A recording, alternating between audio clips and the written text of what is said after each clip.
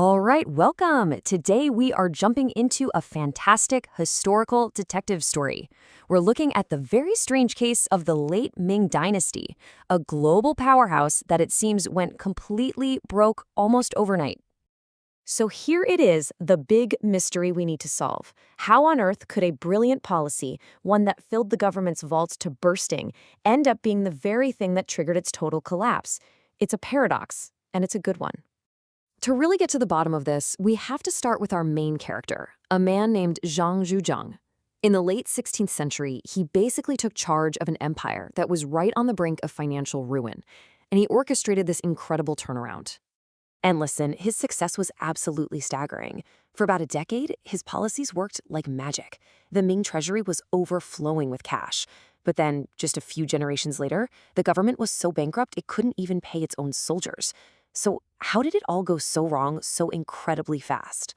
Now, the easy answer, the one you'll usually hear, is to just blame a bunch of corrupt officials and some useless emperors. And yeah, sure, that was part of it, but that really misses the deeper story. To truly get what happened, we've got to zoom out and see how the Ming Dynasty got tangled up in this super fragile system right in the middle of a massive global economic storm. So what was this global lifeline I'm talking about? Well, in a word, silver. But to understand why silver was so revolutionary, we first need to look at the absolute train wreck the Ming tax system was in before it ever showed up.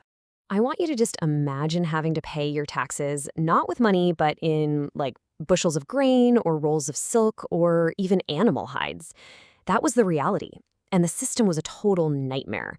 Grain would rot, transport was a logistical disaster, and it was just a terrible fit for a society that had more and more merchants and artisans, not just farmers. And on top of all that, people owed forced labor to the state, which was disruptive and, frankly, pretty unproductive. And then, just as that old system was about to completely break, something new enters the picture. Seemingly out of nowhere, a massive flood of silver from across the oceans starts pouring into China. And it changes everything. And this timeline just shows you how quickly the world was changing. Look at this. In 1545, the Spanish find a literal mountain of silver in Potosi, in modern-day Bolivia. Then, just a couple of decades later, the Ming officially open up a port just for foreign trade. All of a sudden, silver from the Americas and Japan is flooding the market. It becomes a currency everyone uses. The stage was set for a complete revolution. Okay, so this is where our guy, Zhang Zhuzhang, comes back into the picture. He sees this river of silver flowing in, and he comes up with a brilliant, but as it turns out, fatal solution to the empire's money problems. He called it the single whip reform. And the idea was simple, but totally revolutionary. He said, let's get rid of this messy system of paying taxes in grain and cloth and forced labor. Instead, let's bundle everything together into one single tax paid in one single thing, silver. It was efficient, it was modern, and it seemed perfectly suited for the times. This whole reform was only possible because of the just mind-boggling amount of silver that was suddenly available. This number right here, 330 million ounces, that's the estimate of how much silver poured into China. The country was practically swimming in it. And the single whip reform used this flood to put the state's finances on what seemed like a solid silver foundation. For a while, anyway. So this is the absolute crucial point. The reform worked, yes, but it came with a huge hidden price tag.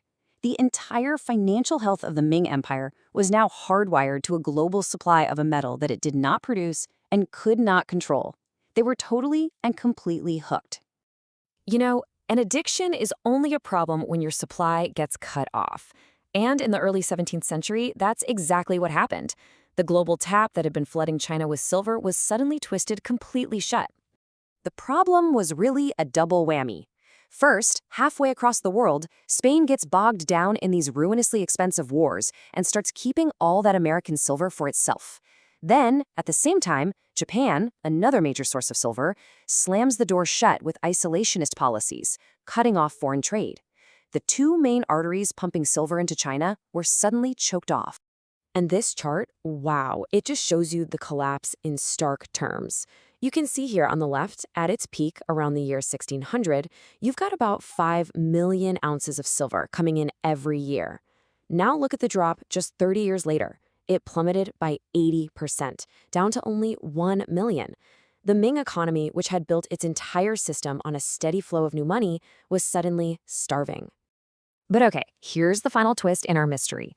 All that silver that had already come into China, all 330 million ounces of it didn't just vanish into thin air. So if the country was still full of silver, why was the government broke and the economy grinding to a complete halt? And the answer is chillingly simple. The silver was still there. All of it. But it wasn't being used as money anymore. It had been taken out of the economy, locked away in vaults, and turned into a dead treasure. So as the supply of new silver dried up and fear started to spread, this kind of economic madness took hold. As you can see here, the emperor, the princes, all the wealthy elites, they all started hoarding silver. They pulled it out of the market and just sat on it. Look at how that slice for active circulation just shrinks and shrinks. The amount of usable money in the actual economy started to disappear fast. And this slide right here shows you exactly how that hoarding created a death spiral for the entire empire. Let's just walk through it, because this is crucial. Okay, step 1, foreign silver supply drops. Step 2, the scarcity makes the silver that's left incredibly valuable. Step 3, fearing the worst, the elites hoard that valuable silver, sucking it out of the economy. This leads to step 4, the amount of live money for everybody else shrinks dramatically. And here it is, the fatal blow in step 5. The peasants earned their wages in common copper coins, but their taxes were fixed in this now hyper-valuable silver. It became mathematically impossible for them to pay. The result, in step 6, was total societal collapse, mass bankruptcy, starvation, and, finally, rebellion. And this really gets to the heart of the whole problem. The single whip reform had made the government incredibly good at one thing, extracting wealth from its people. But the system had zero resilience. It was this finely tuned machine that could only run in one direction, and the second its fuel source was cut off, the whole thing just shattered. And the final irony is just staggering. When the peasant rebels finally sacked Beijing and broke into the palaces and the vaults of the rich, they found mountains of this hoarded silver. And by seizing it and spending it to pay their troops, they were the ones who finally put all that dead money back into circulation. But it was far, far too late to save the Ming dynasty. And that leaves us with this final kind of haunting question. You see, the story of the Ming collapse isn't just a tale about silver and trade routes. It's a huge cautionary tale. It forces us to ask, can a system that is built only for extraction, with no way to be resilient, with no way to give back, can it ever truly be saved?